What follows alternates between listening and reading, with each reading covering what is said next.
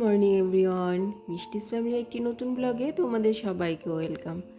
I hope তোমরা সবাই ভালো আছো, আর আমিও মোটামুটি ভালোই আছি। তো এখন বাজে সকাল 7টার মতো, আর এখান থেকেই তোমাদের সবাইকে সাথে নিয়ে আমি আমার আজকের ব্লগটা শুরু করছি। আশা করছি তোমাদের ভালো লাগবে, তোমরা আমার ব্লগটা পুরো দেখো। প্রায় 5-6 দিন পর আজকে তোমাদের সঙ্গে দেখা হচ্ছে। আসলে কি হয়েছে, শরীরটা ভালো ছিল না গত কয়েকদিন ধরে, যার জন্য সংসারের কাজকর্ম খুব একটা করছিলামও না। মানে যেটুকু না করলে নয় সেটুকুই, চলার মতো যেটুকু সেটুকুই। তাই সংসারের কাজকর্ম যদি কিছু নাই করি বা নিজে অসুস্থ, সেটা তো তোমাদের সঙ্গে আর দেখাতে পারি না। সত্যি কথা, নিজের অসুস্থতার কিছু বা ভিডিও বা অন্য কিছু, এগুলো আমার যেমন কেন জানি না দেখাতে ভালো লাগে না। ওই জন্য আমি এতদিন তোমাদের সঙ্গে কোনো ব্লগ শেয়ার করিনি। তো যাই হোক, এখন মোটামুটি সুস্থ, অনেকটাই সুস্থ। তাই ভাবলাম যে না, আবার সব কিছু শুরু করা যাক। সকালে ওঠার পর যে সমস্ত কাজকর্ম সেগুলো সব শুরু করে দিয়েছি। আর এই রুমের বেড কভারটা না দেখছিলাম যে একটু নোংরা হয়েছে, তাই বেড কভারটা পাল্টে অন্য একটা বেড কভার দিয়ে দিলাম। তা আমি না আমার তোষকের ওপর সবসময় একটা বেড কভার রাখি, মানে পুরোনো যে বেড কভারগুলো সেগুলো বিছিয়ে রাখি, তার উপর আবার ভালো বেড কভার পেতে দিই। তো এগুলো করার পর এখন ছেলেকে টিফিনটা করাবো। ছেলে সকালে যেটা খায় সেটা। আর শরীরটা এত দুর্বল ছিল, ওই জন্য ডক্টর বলেছিলেন কিছু আমন্ডস খেতে, তাই সেটাই ভিজিয়ে রেখেছিলাম কালকে রাতে। আর ছেলেকে খাওয়াবো আর আমি এই আমন্ডসগুলো খাবো। প্রায় 1 সপ্তাহ হলো এই সমস্ত কিছু ডাস্টিংয়ের কাজ করা হয়নি। তা দেখছি যে আজকে যখন শরীরটা একটু ভালো লেগেছে, মানে ভালো আছে, 2-3 দিন হলো, তো এগুলো একটু ডাস্টিংয়ের কাজগুলো করে নিই। তাই এটা যখন ক্লিন করতে গেছি, যে এত ধুলো জমে গেছে সব কিছুর ওপরে। মাত্র 8-9 দিন এটা করিনি, তাতে এই অবস্থা। আসলে এগুলো যদি প্রতিদিন ক্লিন করা যায় তো পরিষ্কার থাকে, আগে যেটা আমি করতাম। কিন্তু শরীরটা খারাপ থাকার জন্য এগুলো করতে পারিনি বলে না, দেখছি যে এর অবস্থা খুবই খারাপ। তো এখন আবার শরীর ঠিক, আবার পুরো দমে সব কিছু করবো, কিন্তু একদিনে তো সব করতে পারবো না। শরীরটা ঠিক হয়েছে, কিন্তু আবার যদি বেশি কাজের চাপটা নিই না, আবার হয়তো সেই জিনিসটাই ব্যাক করবে। তাই ভাবলাম যে না, এক এক করে এক এক দিন এক একটা জিনিস করব। বেশি চাপ নেওয়ার দরকার নেই। বেশি চাপ নিতে গেলে যে নিজেই আবার অসুস্থ হয়ে পড়বো, তার থেকে ভালো অল্প করে করে করি।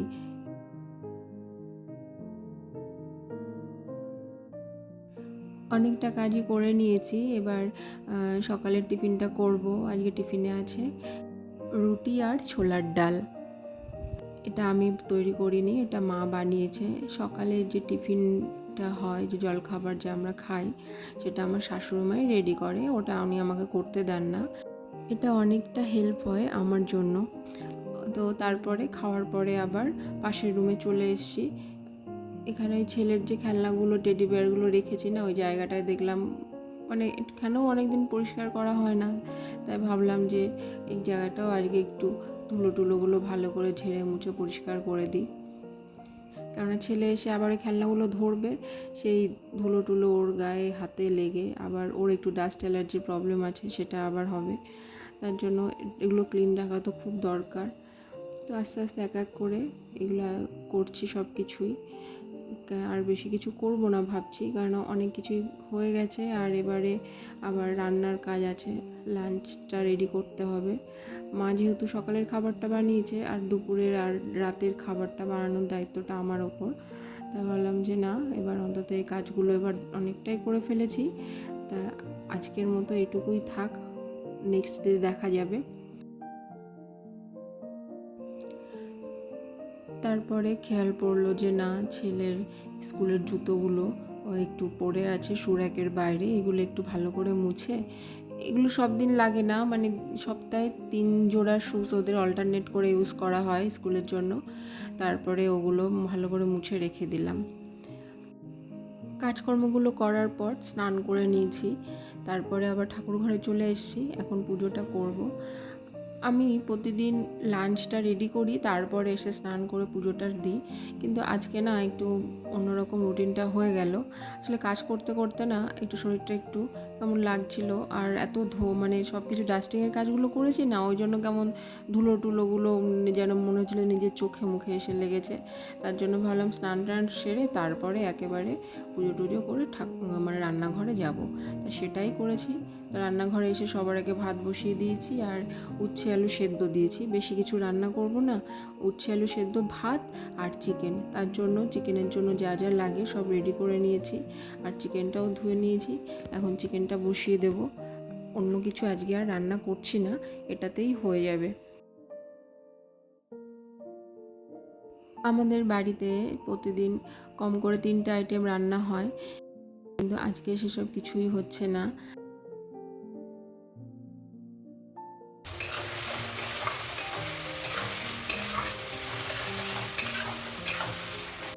কারণ যেদিন বাড়িতে চিকেন করা হয় সেদিন অন্য তরকারি করলে না কেউ সেরকম সেটা খায় না।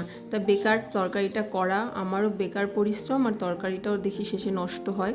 আর বাসি তরকারি খুব একটা আমাদের বাড়িতে খাওয়া হয় না, তাই ভাবলাম যে আর কিছুই করব না। তাই চিকেনটা এখন আস্তে আস্তে কষিয়ে নেব। আর তারপরে না অন্য অন্য অনেক কাজ আছে, কেন রান্নাঘরে তো খুঁটিনাটি প্রচুর কাজ থাকে যেগুলো সব করতে হয়, তো সেগুলোই করব। তো দেখলাম যে কিছু বাসন হয়েছিল, তা এখন এই বাসনগুলো ধুয়ে নেব। এগুলো সব রান্নার আগের বাসন, মানে রান্না করার আগে সকালের দিকে টুকিটাকি কাজ হয়েছিল সেগুলোর বাসন। আর রান্না করতে করতে আরও অনেক বাসন কোসন হবে, তা এখন কিছুটা ধুয়ে রেখে পরিষ্কার করে নিচ্ছি, তাহলে খাওয়ার পরে না বাসন ধোয়ার চাপটা একটু কম থাকবে। আর এদিকে চিকেনটা তো কষাতে দিয়েছিলাম, সেটা প্রায় হয়ে গেছে। আর এখন ওর মধ্যে একটু ফেটানো টক দই দিয়ে দেব। ব্যাস আর মাত্র 5 মিনিট মতো ফুটবে, তাহলেই আমার রান্নাটা কমপ্লিট।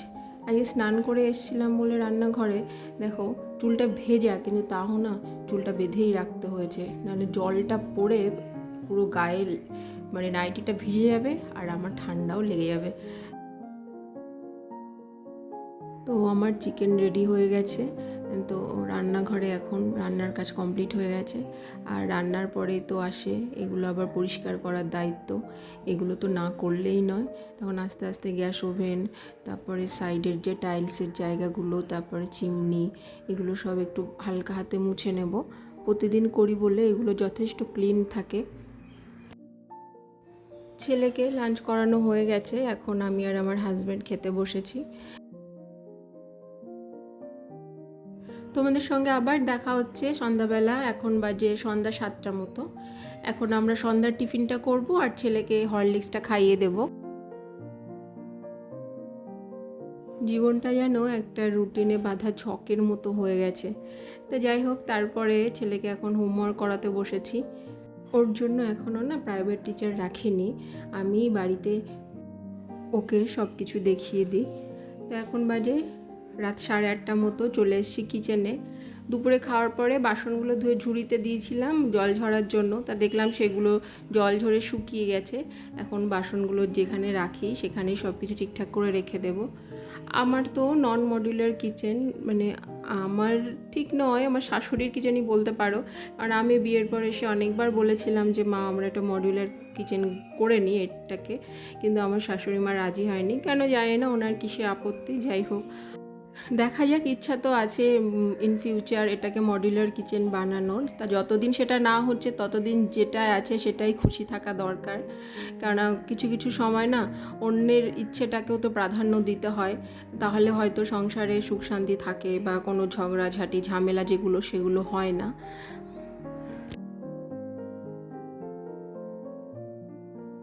অন্য দিন রাতে রুটি করা হয় আর ছেলে ভাত খায়। তো আজকে যেহেতু চিকেন করা হয়েছিল দুপুরে আর অনেকটা চিকেন আছে, তাই আমার হাজব্যান্ড বলল যে আজকে তাহলে লুচি করো, আর সবাই দেখলাম সেটা খেতেও চাইলো। তাই এখন লুচি করার জন্য ময়দাটা ভালো করে মেখে নেব। ওই জন্য তাড়াতাড়ি এসছি, নাহলে রাত 9টার আগে রান্নাঘরে আসি না। আর ময়দাটা যদি ঠিকঠাক ময়াম দিয়ে মাখানো হয় না, তাহলে দেখবে লুচিগুলো ভালো হয় না, নরম হয় না। তখন ভালো করে মানে আটা মাখতে যা টাইম আর এটা রেডি করতে তার থেকে অনেকটা বেশি সময়ই লাগে, কেননা ময়ামটা দিতে হয় নুন চিনি তেল টেল দিয়ে ভালো করে, আর একটু উষ্ণ গরম জল দিয়ে এবার এটা আস্তে আস্তে মেখে নেব। আর মাখার পর না আধা ঘন্টা এটাকে ঢেকে রেখে দেবো, তাহলে লুচিগুলো খুব সুন্দর সফট হবে।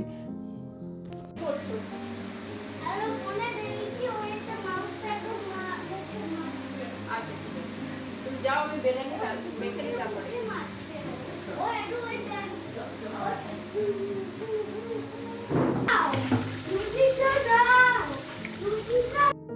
তো এবার আস্তে আস্তে সব লুচিগুলো ভাজবো। আর লুচি করেছি বলে ছেলে খাওয়ার জন্য পাগল হয়ে গেছে। মাঝে মধ্যে তো অন্যরকম কিছু খেতে ভালোই লাগে, তাই না? কেননা প্রতিদিন তো সে রাতের বেলা ভাতই খায়, তাই লুচি বলে ও রান্নাঘর আমার পাশে এসে দাঁড়িয়েই আছে। তাই লুচিটা করে না সবার আগে ওকেই দেব। অন্যদিন না ওকে আমার খাইয়ে দিতে হয়, কিন্তু দেখো নিজে একা একাই খাচ্ছে। এটা তো দেখেও খুব ভালো লাগে, মনটা যেন শান্তি শান্তি লাগে যে আমার ছেলে একা হাতে আস্তে আস্তে খাওয়া শিখছে। তো এখন হাজব্যান্ডকে দেবো খেতে, বাবার খাওয়া হয়ে গেছে। তো চলো বন্ধুরা, আজকের মতো ভিডিওটা এই পর্যন্তই তোমাদের সঙ্গে শেয়ার করলাম। দেখা হবে তোমাদের সঙ্গে আবার নেক্সট ব্লগে। তোমরা সবাই ভালো থেকো, সুস্থ থেকো, আর আমার সঙ্গে থেকো। সবাইকে জানাই টাটা।